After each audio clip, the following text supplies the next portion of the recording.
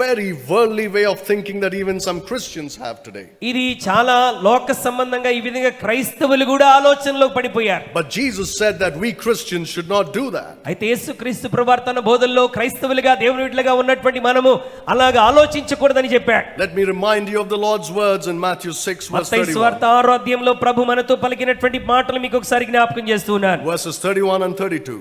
31, 32 వచనాలు. కాబట్టి ఏమి తిందుమో ఏమి త్రాగుదుమో ఏమి ధరించుకుందుమో అని చింతింపకుడి, అన్యజనులు వీటన్నిటి విషయమై విచారింతురు, ఇవన్నీ మీకు కావాలనని మీ పరలోకపు తండ్రికి తెలియను. This is the mentality of the world, Jesus says. ఇది లౌకిక ఆత్మ లోక సంబంధమైనటువంటి ఆలోచనని ప్రభు చెప్తున్నాడు. You do not worry about these things. అయితే దేవుని బిడ్డలమైన మీరు వీటిని గురించి చింతింపకుడి.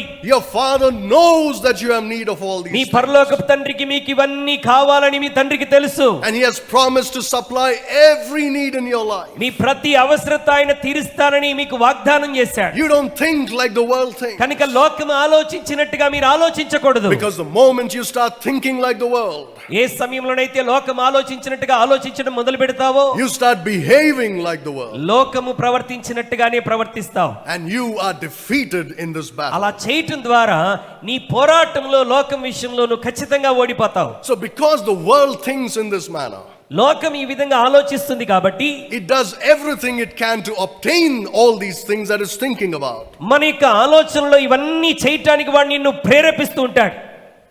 The people of the world, లోకంలో ఉన్నటువంటి ప్రజలు who want all these things that Jesus spoke about, ఇవి కావాలని కోరుకుంటున్నటువంటి వారందరికీ ప్రభు మాట్లాడుతున్నాడు. what they do is they try to obtain these things by any manner possible. లోకస్తులు ఏం చేస్తారంటే వీటన్నిటిని పొందుకోవటానికి ఏ విధము చేతనైనా సరే కృషి చేసి వాటిని సాధించాలని ప్రయత్నం చేస్తారు. Whether by walking in a straight path or in a crooked path, it doesn't matter to them. సరైన మార్గంలో వెళ్ళి సంపాదించాలా లేకపోతే తప్పుడు మార్గంలో వెళ్ళి సంపాదించాలా, ఎలాగైనా సరే వాటిని స్వాధీనపరచుకోవాలని. I need all these things. ఏ విధము చేతనైనా సరే నాకు ఇవన్నీ కావలసిందే. That's the mentality of the world. అది లోక సంబంధమైనటువంటి ఆలోచన. Now think about it. దీని గురించి ఆలోచించండి. If they want all these things to be obtained easily, వీటన్నిటిని వారు సులభంగా పొందుకోవాలని ఆలోచన కలిగి ఉంటే, it becomes difficult if there are too many people around. నీ చుట్టూ అనేక మంది ప్రజలు ఉన్నప్పుడు దాన్ని స్వాధీనపరచుకోవటం చాలా కష్టతరం. The lesser the people, the easier it becomes to do these things. ప్రజలు కొద్దిగా ఉంటే వాడు అనుకున్నవి సాధించడం చాలా సులభం. So that's why you see that the world, influenced by the devil, will try its best to kill as many people as possible. అపవాది చేత ప్రభావితం చేయబడినటువంటి లోకం, మరి ఆ లోకం వారిని ఎంత మందిని చంపగలదో అంత మందిని చంపివేస్తుంది. That's why you see so much of war.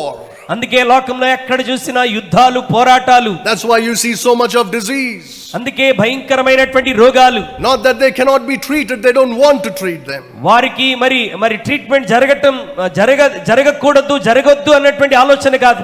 They want to make sure that as many people as possible die. లోకం యొక్క ఆలోచన ఏందంటే ఎంత మంది చావగలరో అంత మంది చనిపోతే బాగుంటుందని లోకం ఆలోచిస్తుంది. So only the best people survive. కేవలం మరి మంచిగా ఉన్నటువంటి వారే ఈ లోకంలో బ్రతకాలని ఆలోచన చేస్తారు. That the smartest people would survive. తెలివి కలిగినటువంటి వారు మాత్రమే లోకంలో ఉండాలి. And they would enjoy all these things. వారు మాత్రమే వీటన్నిటిని అనుభవించగలగాలి. So in order to get this, అయితే వాటిని పొందుకోవడానికి they have certain strategies. వారికి కొన్ని పద్ధతులు కలిగి ఉన్నారు.